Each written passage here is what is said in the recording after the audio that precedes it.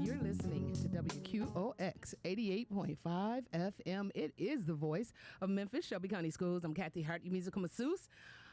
On this Tip Top Tuesday, I have three phenomenal women in the studio with me today. All of them board members of Memphis Shelby County Schools, and they just dropped in so we can kind of talk and just they're going to share information with us, and I'm excited. How are you guys doing today? Doing well, thank you. Awesome. So I have Miss Mckinney. Yes. District 2. Yes. Did I say that right? You did. Okay. Then I have Miss Murphy, District 7. And of course I have. Okay, board member Stephanie Love, District 3. Did I say that right? Yes.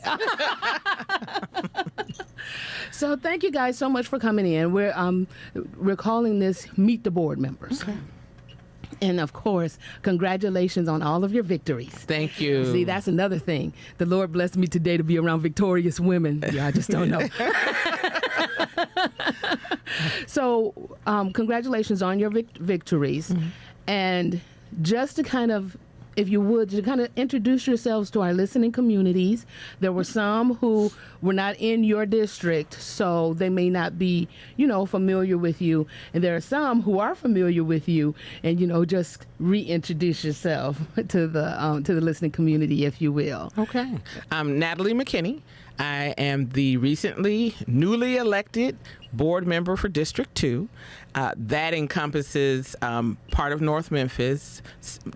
Board Commissioner Love and I are right next to each other. So a little bit of Klondike, New Chicago. We have Valentine Evergreen. We have Douglas. We have Hyde Park. We have Hollywood. We have, do we have Hollywood? A little bit of Hollywood. Yeah. We have, let's see, there's a whole bunch of them. I call it Southern Raleigh. Okay. Where Craigmont is. Okay. Just a little bit of that. I have Nutbush, Berkeley, Highland Heights. I have a little bit of Binghamton. So I have a lot of area that I cover. Oh, okay. With about 30 schools. And it's a combination of our traditional schools and our charter schools. Okay. Mm-hmm. Okay, thank you. How about you, Ms. Murphy? Hi everybody. I'm newly elected School Board Commissioner Tawanna Murphy, District 7, and that covers Whitehaven, Oakhaven, Hickory Hill, Parkway Village, and Fox Meadows, and 60% of South Memphis. And now I have a combination of 38 schools. And that is a combination, like she said, of traditional schools and charter schools as well, and a few alternative schools I have that's in my district. So I have to ask Stephanie sometime because she know a whole lot. So I have to turn to her like traditional schools. So, and that's my area. It's abroad. Now I'm bigger than you now. Oh, you got some more schools? I have 38 now. So they didn't add it. You. No. Why you look at me like this? He says, See how they treat me? I'm the newly elected, Stephanie. Don't be doing me like that. Not on 88.5. Okay, fine. I'm going to let Stephanie introduce herself now. I am Stephanie Love, District 3, which incorporates Raleigh, Fraser, and the northern side of Shelby County. Oh, okay. So you guys, when I'm going to, for Miss Murphy and Miss McKinney, when you guys, I'm going to take you younger. And I'm not going to say how much younger. I'm just going to say high school, college, maybe freshman year if you went, whatever. Did you ever think you would be a school board member? Absolutely not. No, I've been very active. I was very active in high school. I grew up actually in Oakland, California. Okay. And so, and I went to college in Atlanta, Georgia. I have been and fun fact, I worked for the district, Legacy Memphis City Schools and Shelby County Schools for 10 years prior to making this transition onto the board. So no, I never thought I would actually be sitting in the on the other side, as I was talking about before. I worked on the administration side with board members, but now I am sitting on the board working with administration. Yeah. So exactly. nope. I was going to be either a lawyer or a fashion designer or a lawyer who bought fashion. Okay. Both of them work. Yeah, they were going to work out. Yeah, they were going to work out. How about you, Ms. Murphy? Well, I was born in Chicago and raised in Milwaukee, so I went to high school and college in Milwaukee. My background is nursing, and so that's what I got my degree in, is nursing. So I never thought that I would be in politics, period. Okay. Until I moved to Memphis. Okay. And then when I moved to Memphis, it was just a different feel here. You know, I was still in medical because I taught at Anthem Career College. So I taught medical assistant pharmacology and anatomy physiology. So those are the things I taught when I was here. But then I seen other issues, and then I became a radio personality. Okay. And when I became that, then I started seeing other issues that was happening in our city. But never did I think that I was going to be a school board member. In fact, I was bullying. They bullied me to run. Oh, okay. Yeah, I was bullied. Oh, okay. You know, this is an anti-bullying. Yeah, but I was bullied. Yeah, we need a policy on that. Right. We need a policy on bullying Tawanna Murphy to run. Yeah. Okay. We need a policy on we need that. a policy. I was bullied. You won. I won, but I still was bullied to run. You won. I did. I won. God's calling. Yeah, that was God's calling. There you go. It was God's calling to shake these women up here. They got to shake me up. I'm the one. I'm the one to be clowning. So you know, Miss Love. Now I've asked you that question tons of times. So what I'm going to ask you today is, even when you think back now, you know, what are some of the things that you would have told your high school, maybe your young adult self?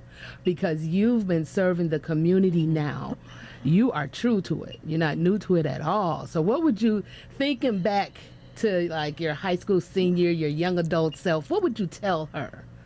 I would have told my younger days to continue on the path that I was destined to be, because I wanted to be a lawyer growing up. But God has a way of showing us our natural abilities. Yeah. Show God your plans and he will make a fool of you. That's good. Absolutely. And it's true. It's true.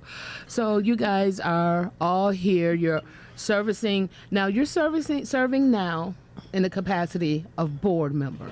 I would like to share with the community that this isn't the only time that you've been serving the community, though. Right. You know what I'm saying? I would like, if you could just share a few of the things that you've done, right, before even considering running, because each of you has been, I'm going to say, a servant. Yeah. A servant for the community. Am I correct in saying that? Absolutely.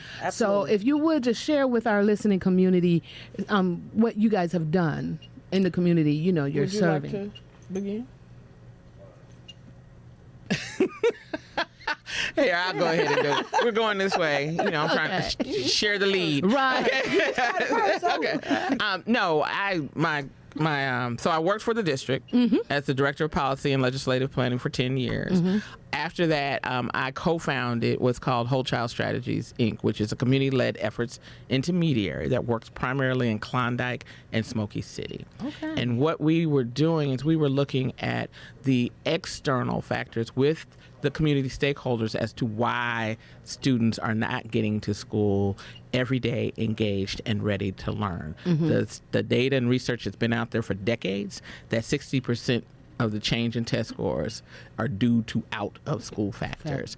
So that is something that, which is essentially, you know what that amounts to, is poverty. Right. And poverty is one of those, it's the P word that we love to throw around, say that we're doing all these things, but most of the things we're doing is putting Band-Aid over bullet wound as opposed and accommodating it, right? So how do we get to the root causes of poverty? And so we worked with all the community stakeholders to talk about what are the assets, what are their needs, help them to shore up those assets to accommodate those needs. And then let's think about the root cause categories as to why our children are not getting to school every day. And then let's come up with some long-term sustainable solutions that are built by and created by the community. Right.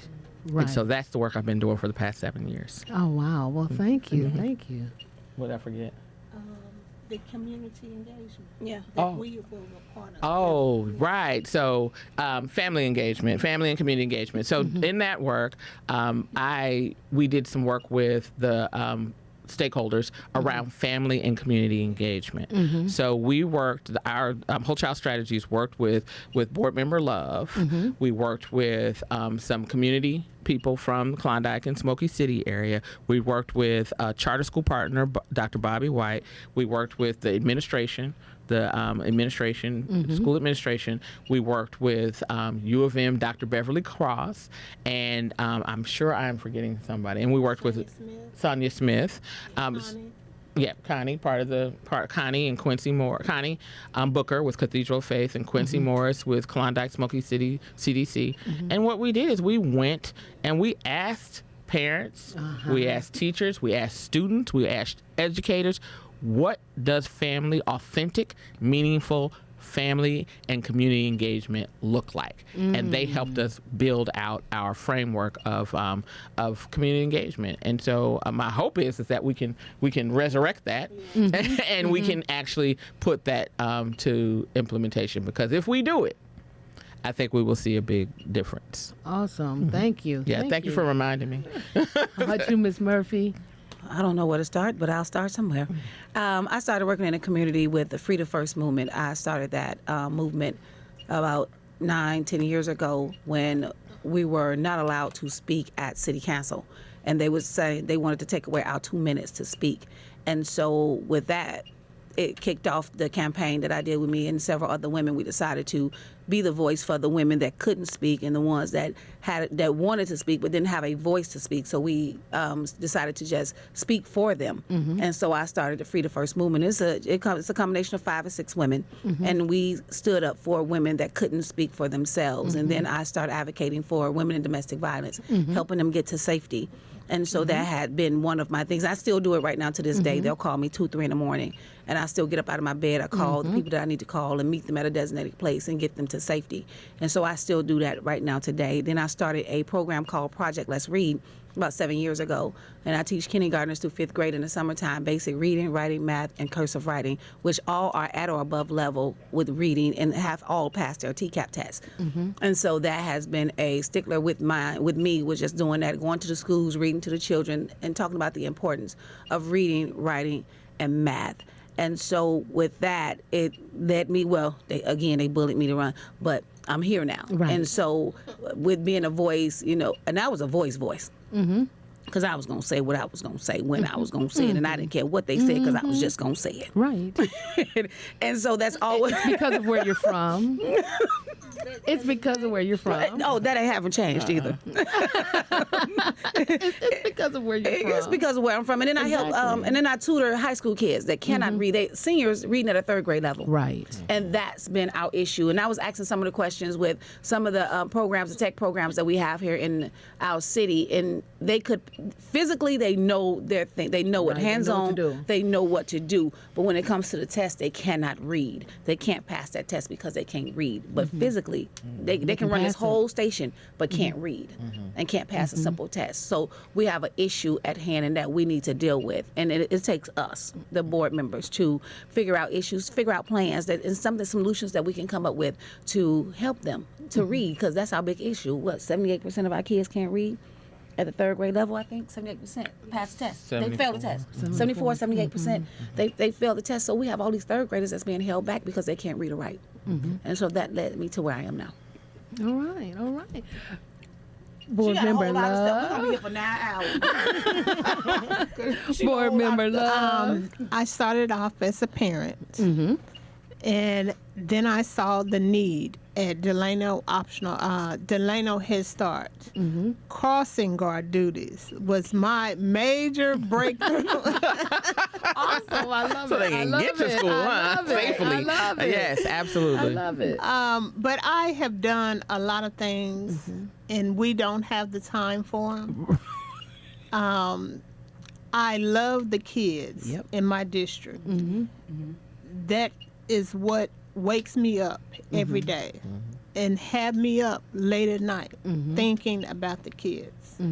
And that is true, because I've just, I've been watching. I watch, I listen. That's how I read a lot. I'm from Milwaukee. That's why I said the thing about that. Born and raised. Moved here from a small town. Yeah.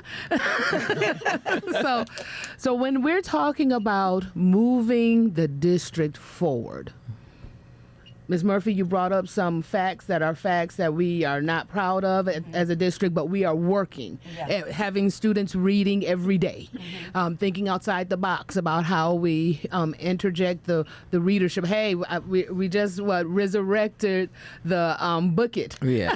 Yes. The Book It program. Sometimes you got it old is new. Exactly.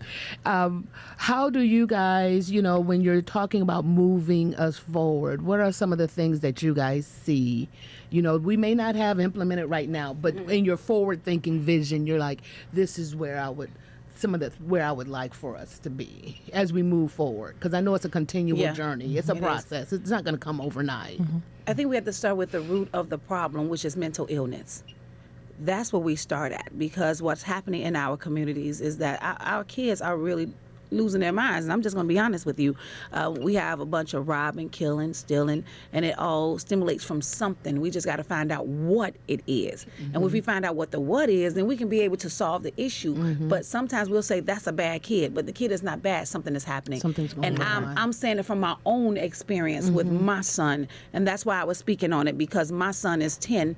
But last year he had a problem with hitting, fighting, kicking, cussing, and I didn't understand what was going on with him. And I took the liberty as a parent to take him to Lakeside to get him some help and realize that he was suffering from a deep depression from the loss of my mother. And he didn't know how to speak on that. He didn't know how to deal with it, so all he knew was to fight. So I had to find out what the root cause was, because the school was like, hey, he a bad kid, he fighting, kicking, throwing stuff, but we have to find out what the root cause is. And if we start there, then I think we got something. If we start there, I think we can work from there to deal with the issues that we have. And we do know that poverty is one of the biggest issues that we deal with in this city. We even have issues with fathers, want to be parents, but they want to be share the commitment of being a father, but they can't find jobs because they're felons. So that causes another. That's another thing. That's another thing that stimulates to what we're dealing with now, the robbing, killing, stealing, because they have to provide for their families. Right.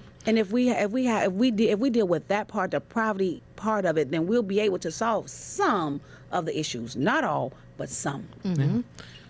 So I'd like to piggyback. She's absolutely right. Board Member Murphy is absolutely right. That mental health right is you're right about a lot of things. Come on now. So one of the things I think is we have to keep asking why to get to that root cause.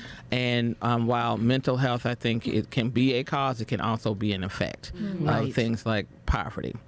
And so, but one of the things I'd like for people to remember is that we're one system out of multiple systems. Right. And we need to start thinking about not just how we do this work in our vertical systems, but how do we begin to align horizontally with our other systems. So when you think about housing, when you think about workforce development, when you think about health, when you think about justice and safety. Those are all systems. Exactly. There's transportation, there's the utility system. These are all systems.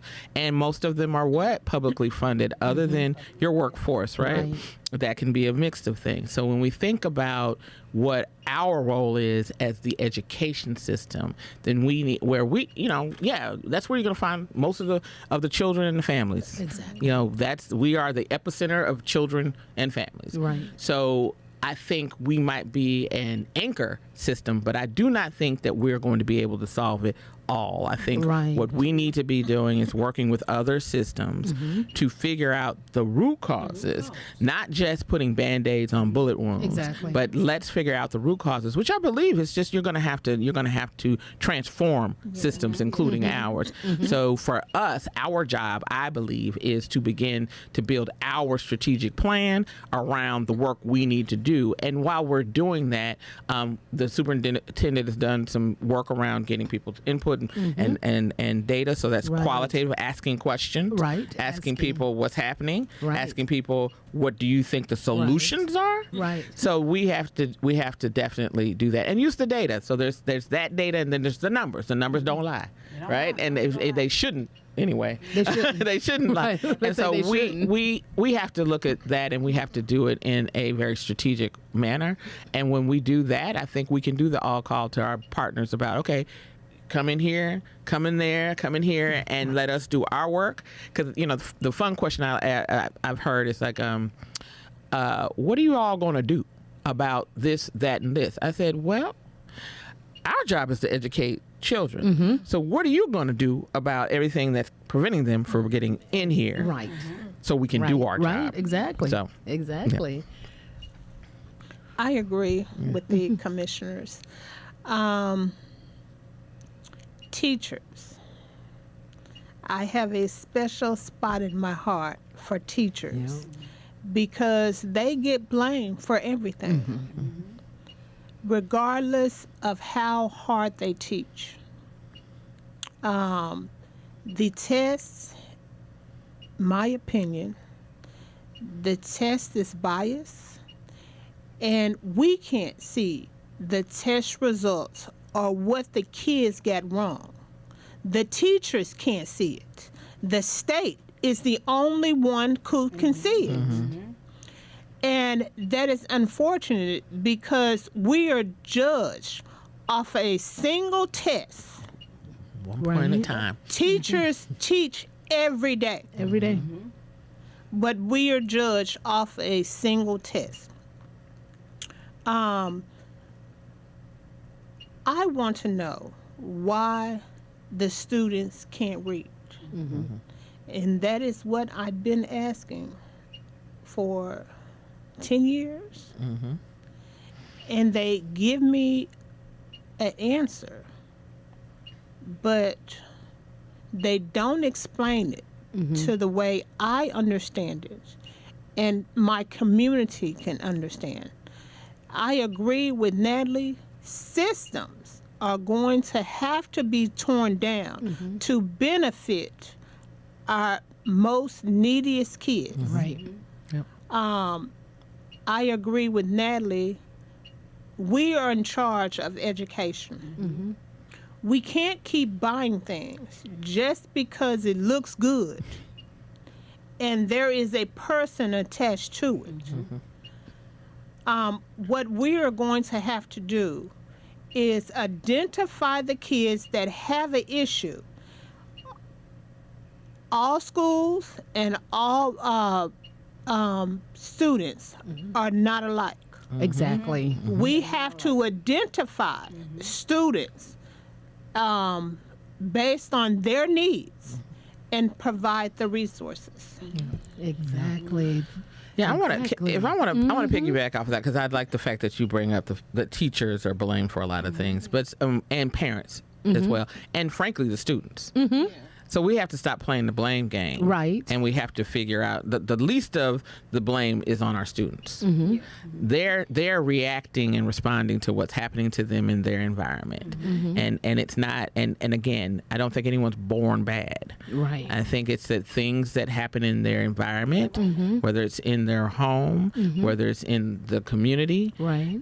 it's happening to them, and we have to take, as the adults in the community and in the room, as I like to say, we have to take responsibility Exactly. and ownership for that. And so when I think about, people will tell them kids can't read because parents aren't doing this or teachers aren't doing this. And I think about parents, and you want to know, well, and kids are acting out and being violent because their parents aren't home and not watching them. So then I think about, well, let's ask, why aren't parents home? Right. They're not home because they're working how many Because jobs? they're working, some of them. And why are they working how many jobs? That's So because they're not many. being paid a local living wage. Right. So let's start there. Let's talk to our workforce community and let's talk to our business community and what are they prepared to do to ensure that it's a dog chasing the tail thing. It's a chicken and egg argument. if I pay them, they can have one job and they can be home, make sure that the kids are at home getting what they need so that I can continue to build my workforce. Right. So we just have to think about this, think about the process, the spokes in the wheel. It's all Exactly. interconnected, It's all. and we got to figure that out. Exactly. I think it's more vice versa, though, because when you speak on families and what's happening in the homes, with my situation, and I speak on me, publicly because I am a parent that's always there. Me and my kids have a close relationship with each other. So with my situation and with somebody else's situation, a kid can have two parents and still be disruptive. Because I've seen it happen plenty of times. Kids Yep. have two parents and still can't read or write. And then what happens is when they go to school and they realize that they can't read and write, then they get disruptive. They don't want to go to school. Then that's where the fighting, kicking, the hitting is happening. So that is why we still have to think about this mental thing, because it's still it's disrupting them, and they don't want their friend to know that they can't read. They don't want their parents to know that they can't read. So they have to show this macho attitude, like, hey, I'm this, I'm that, I'm here. But it's something happening. So that's where the root cause is. We got to get to the root cause. And if we can get to the root cause, I think we can change this. Absolutely. And I think all of you guys, you bring up that's why you're victorious in your races, because you guys are showing your not only your compassion, but through your compassion, your courage to have those challenging conversations and the courage to face those all of the challenging issues that are here. You guys are absolutely right. We have to stop working in a silo because it's actually cross-functional. Yes. The whole world is moving to cross-functionality. Yes. And that's how we have Poverty to. is a $1 million business. Exactly. It's $1 million to It's keep lucrative. somebody in poverty. And they Yes. want poverty. Because poverty keeps them. Yeah. Keeps money in Yeah. some people's pockets. This is like the jails. Go ahead, Steph. This ain't by design.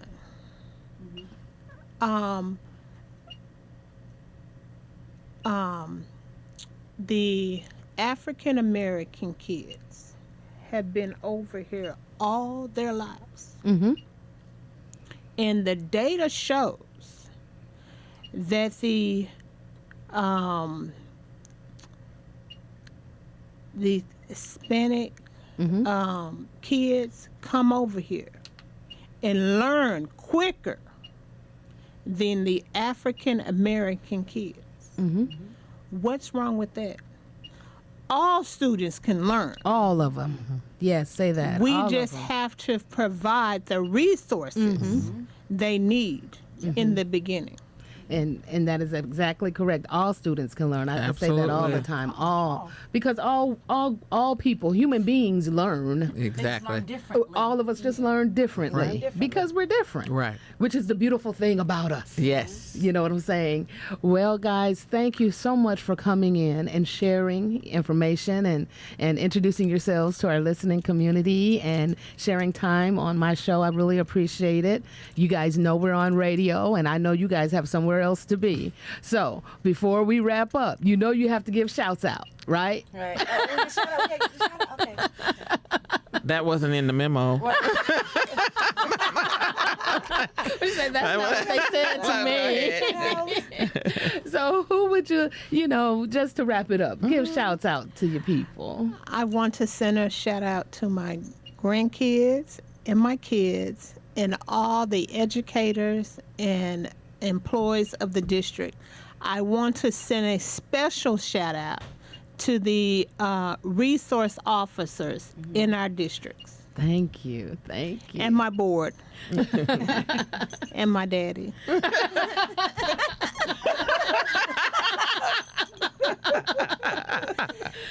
And my church. And my pastor.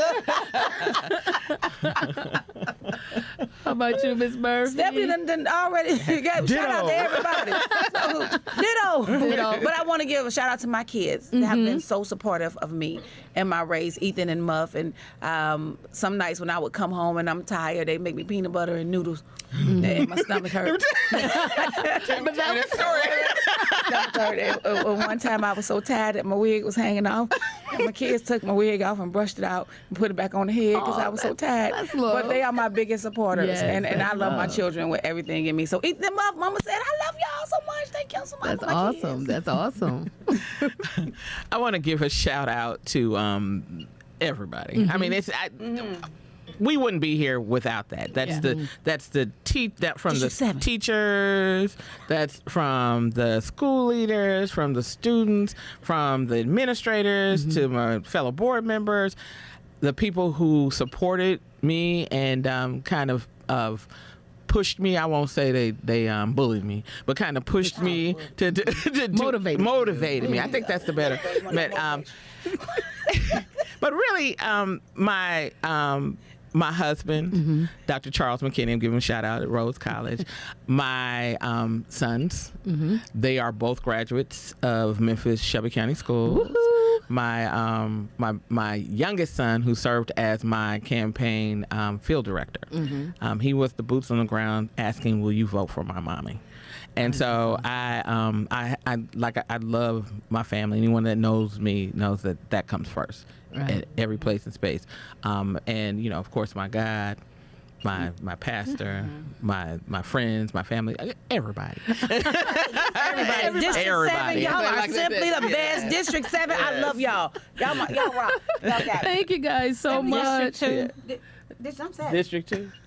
District 3. District, yeah. Thank you. She wants to give shout out to District 2 too. Thank you. Yeah. I love y'all. Thank you guys so much. I just want to thank you guys so much for coming in and sharing. Really, really appreciate it. Appreciate each and every one of you Thank you guys. for the invite. Give a shout out to my boyfriend. I was waiting on her to say that. My church pastor, Monumental Baptist Church, I love y'all. Thank y'all. Woohoo! So thank you guys so much, and you guys are right. The main message is it's going to take all of us. All of us. It's going to take all of us, Takes the all village. hands on deck, Yeah. and it's going to take all of us. And so we all have to be prepared. All right. And for those of you who aren't prepared, step aside. Aye. You're listening to 88.5 FM.